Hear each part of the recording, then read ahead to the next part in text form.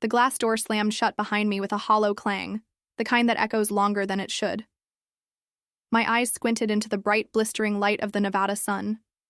The world outside had turned into this surreal, heat-drenched landscape, where nothing quite looked right anymore. The pavement rippled. The air smelled like tar and dust. My red sneakers scraped against loose gravel as I stepped back out into the empty lot, blinking against the light. I scanned the parking area automatically, expecting the dusty red Subaru to be right where it had been, maybe around the corner of the station, or behind one of the pumps, or just beyond the vending machine I'd stood at moments earlier. But there was nothing. Just a lonely stretch of concrete and a fading tire mark that pointed down the highway. Before I tell you the rest, make sure to like this video, subscribe to the channel, and drop a comment letting me know where you're watching from. It helps. More than you know. And I want to hear your thoughts on this story. I remember my stomach tightening. Not in fear, not yet, but in confusion. That innocent kind of confusion only kids can truly feel, the kind that doesn't know yet how bad something might be, but senses it deep in the bones. The kind that makes you keep glancing around like maybe this is a prank, a surprise, a mistake. Waited there. I stood still in the middle of that cracked gas station lot like a broken toy left out in the sun. The crow on the power line above me squawked once and flew off, and I remember following it with my eyes, watching it disappear into the sky, wanting to fly after it, needing anything to distract me from the swelling panic blooming in my chest. They just stepped away, I told myself. They're circling the block. They're testing the tires. They're coming back with snacks. Maybe they forgot something inside and parked somewhere else. I repeated that last one more than once. They'll be back. They'll be back. They'll be back. But they didn't come back. 10 minutes passed, then 20, then 30. I remember because I stared at the digital numbers on the payphone next to the vending machine, watching the minutes tick forward like a countdown to something I couldn't name. Inside the station, the man behind the counter, a thin guy with a bushy gray mustache and a dirty trucker cap, kept glancing at me through the window. At first, he didn't say anything.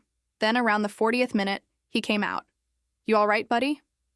he asked, shielding his eyes from the sun. I nodded. Lying felt easier than the truth. "Just waiting," I said. "Your folks inside?"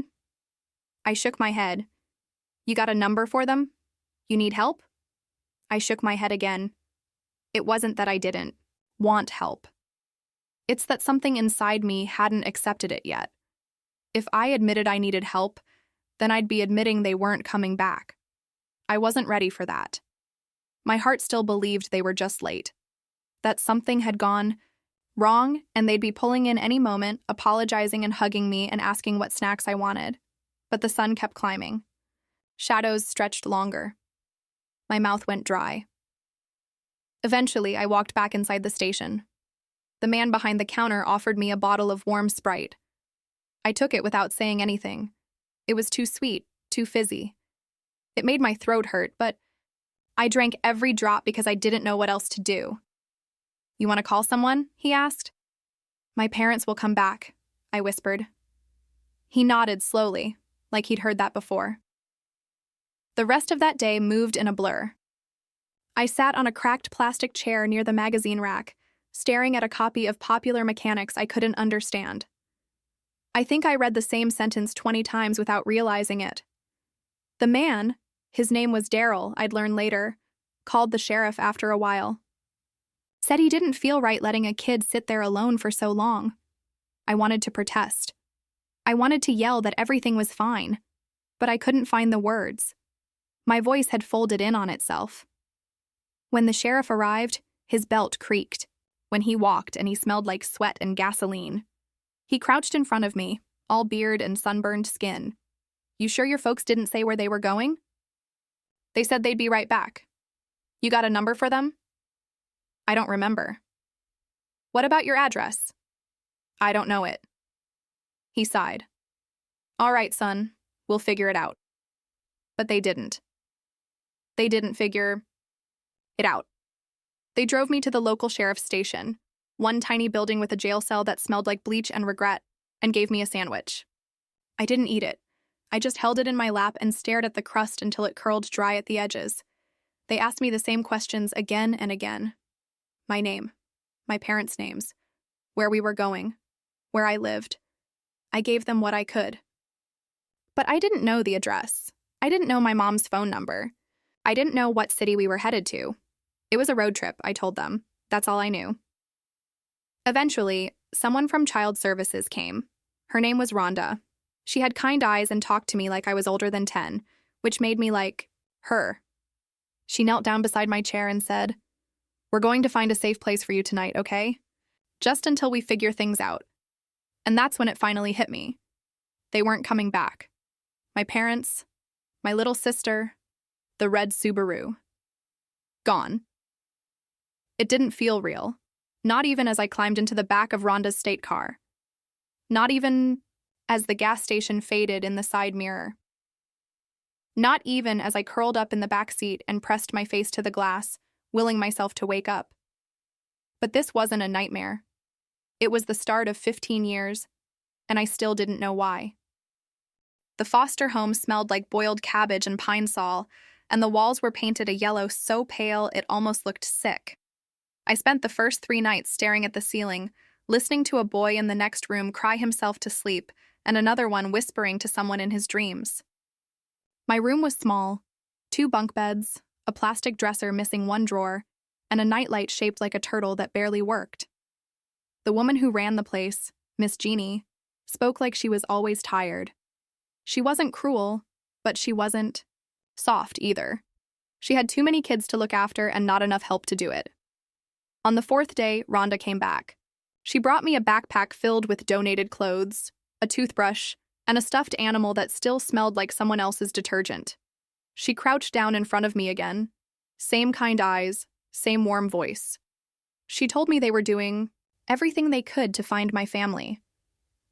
I asked her if they'd found the car. She said no. I asked if they'd found my little sister. She said no. I asked her if they were even looking. She didn't answer that one. The days started to blur. Went to school with the other kids, but I never really talked. My name was still the gas station kid to the staff. I didn't want to make friends. I didn't want to unpack that backpack. I was afraid if I put my things in a drawer, it meant I was staying. And I didn't want to stay. I wanted my mom to come walking through the door with her sunglasses on her head saying, "There you are, honey. Sorry, we just got turned around." I wanted my dad to scoop me up and ruffle my hair and say, "We'd never forget you, champ." I wanted Maya to whine that I got all the attention again, but they didn't come. Weeks turned into months. The case went cold. No license plate had been written down. No security cameras worked that day. No one remembered seeing a woman, a man, and a little girl leave in a red Subaru. It was like they had disappeared into the heat shimmer of that parking lot, like they'd never existed at all. After 6 months, I stopped asking.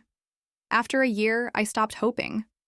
I was moved to a different home, then another. Some were better. Some were worse. One had a foster dad who drank and called me names I still don't say out loud. Another had a woman who sang to her plants but never hugged her kids. I learned how to stay quiet, how to shrink, how to say thank you with my eyes but not with my mouth. I learned how to pretend I didn't care. I stopped being 10 somewhere along the way. I don't remember my 11th birthday. No cake, no candles. Just a paper plate of spaghetti and a secondhand pair of shoes that didn't fit. I stopped being a boy who was left behind and became a boy who lived in the system. And once you're in, it's hard to get out.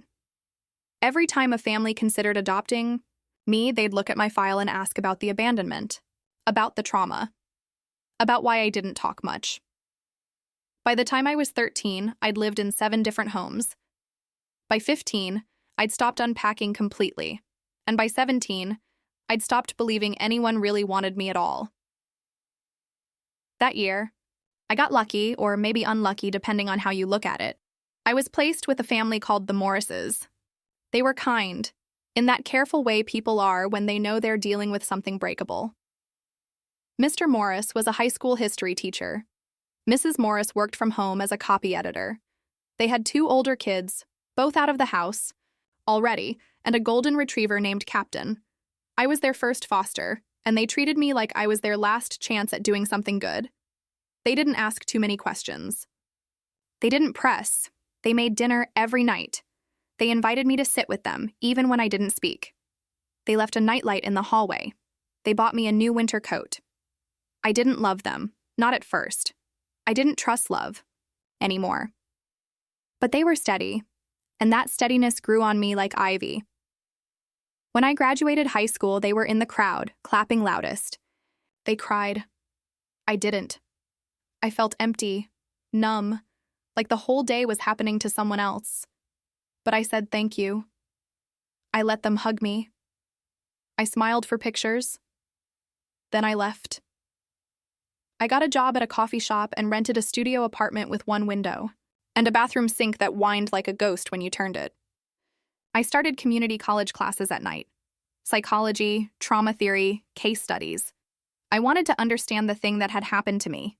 I wanted to turn my pain into purpose. I thought maybe, just maybe, if I learned enough, I'd feel less hollow inside.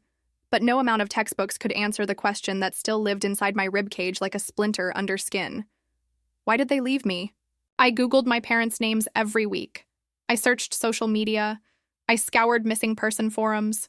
Nothing, no records, no arrests, no accidents, no deaths. They hadn't died.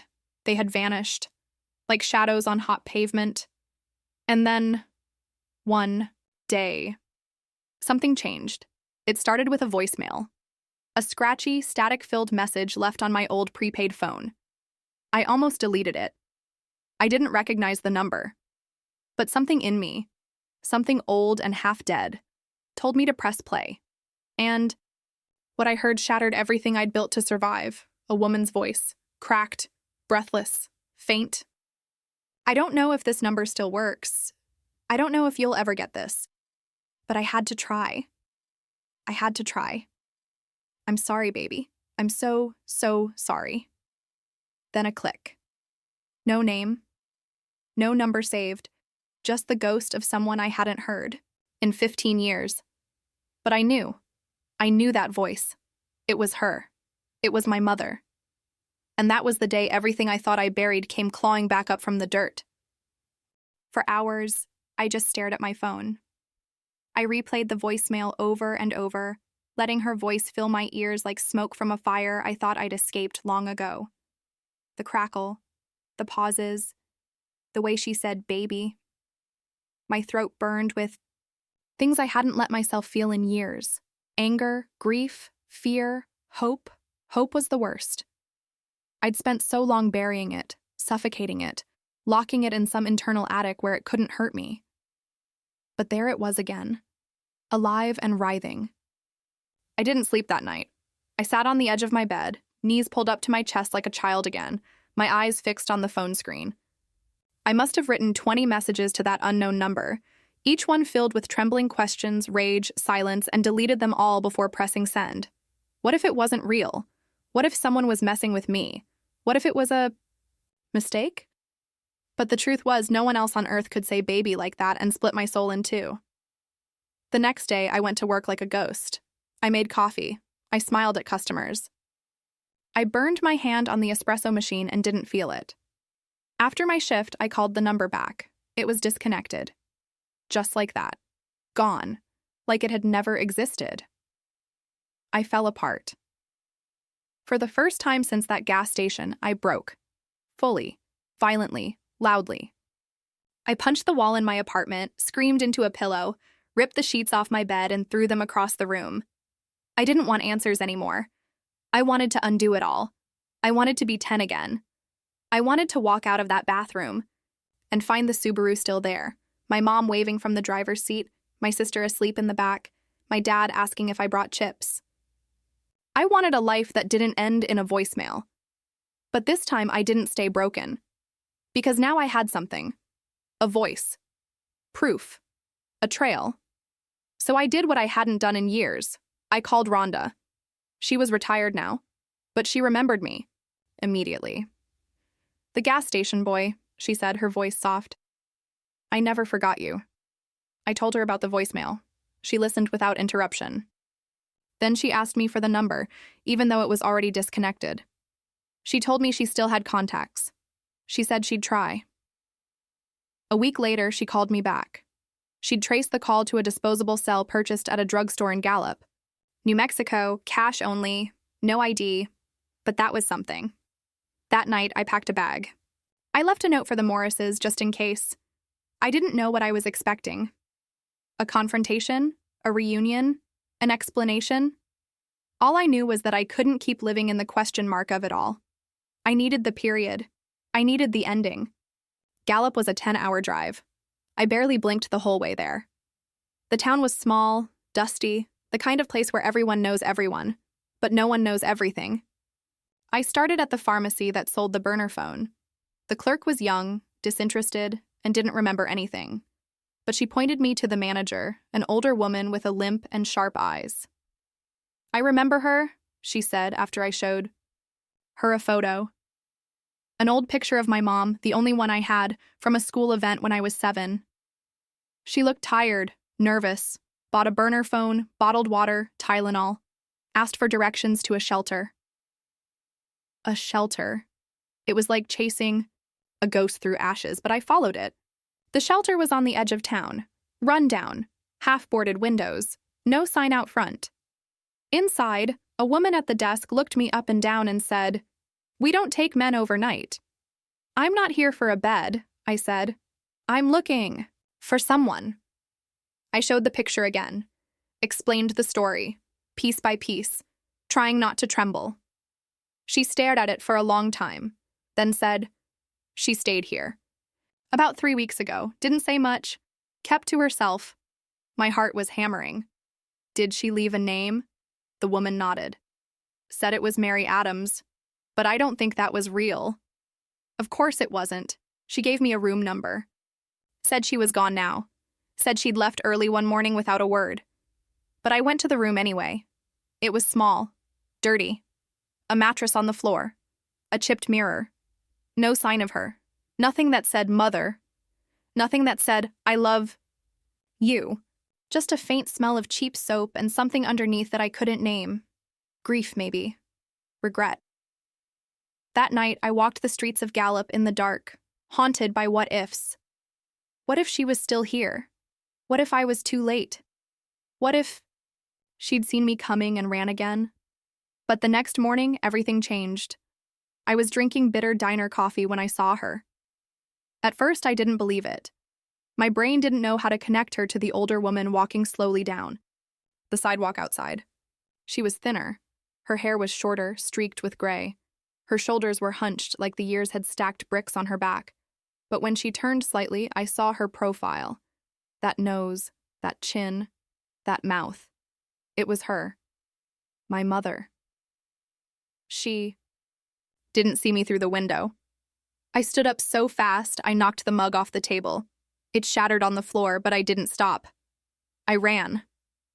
I burst through the door, out into the sunlight, calling her name. The old name. The real one. "Mom." She turned, and the look in her eyes when she saw me, my God. It was like watching someone wake up from a coma and remember everything, all at once. Her hand flew to her mouth. She whispered my name, the real one, over and over, like a prayer she thought she'd lost the words to.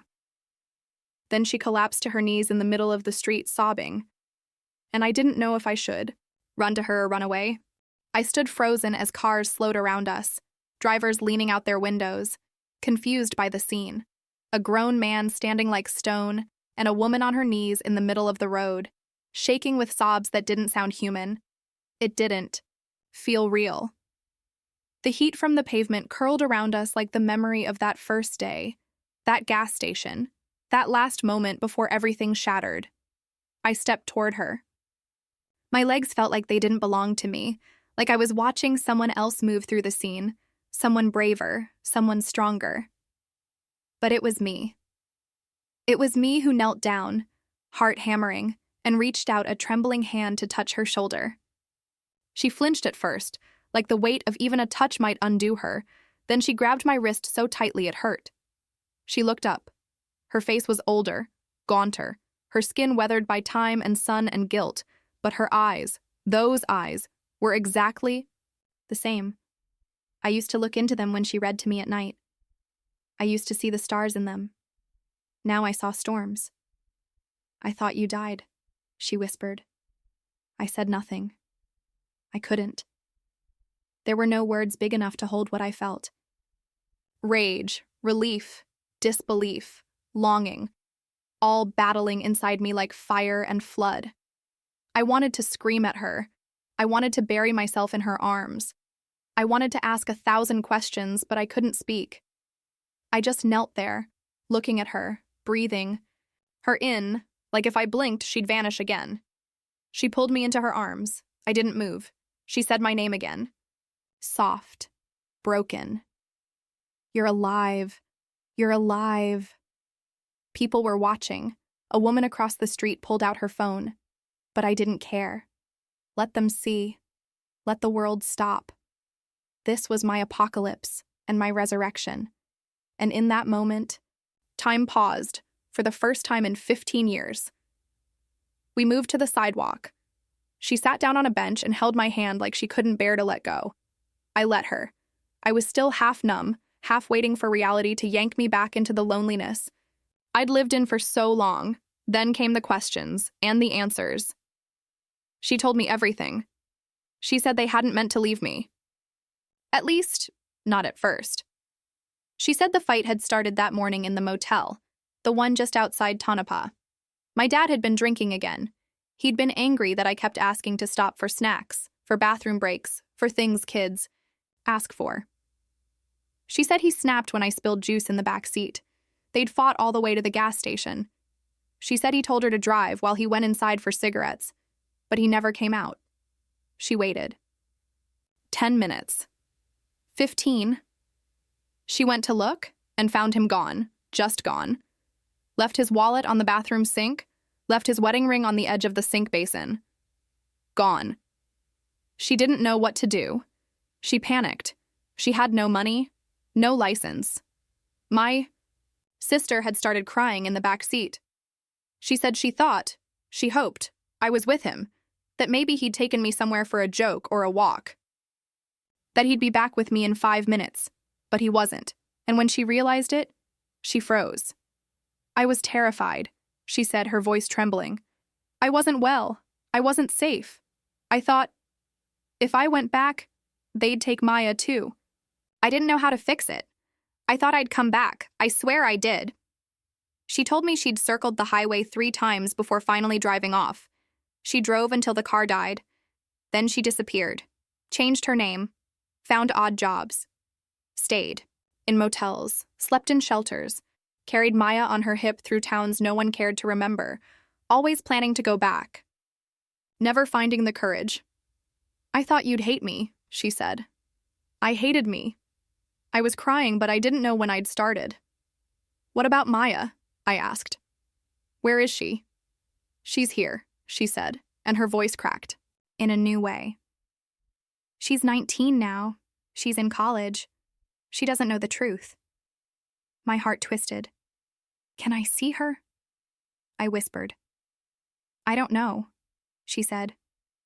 I don't know if she's ready. I don't know if you're ready. We sat there for hours, talking, not talking, staring at each other like we were trying to remember and forget at the same time. She gave me an old wallet photo of me and Maya, faded and bent, edges frayed like everything else she owned. I stared at it until the world blurred. When the sun dipped below the rooftops, she asked if she could hug me again. This time, I let her, and I hugged her back. It didn't fix anything. It didn't erase the 15 years.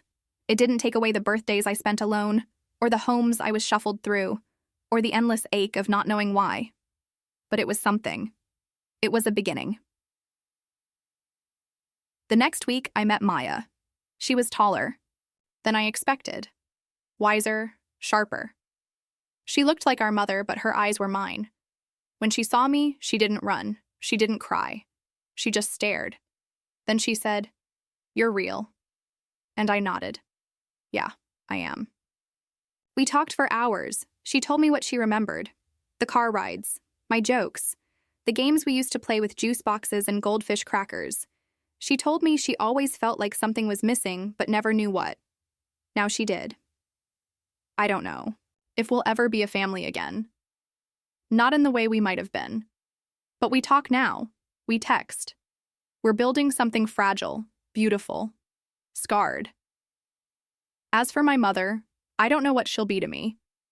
She's a ghost and a wound and a thread I'll always follow. But she came back. In the only way she could. And maybe that has to be enough.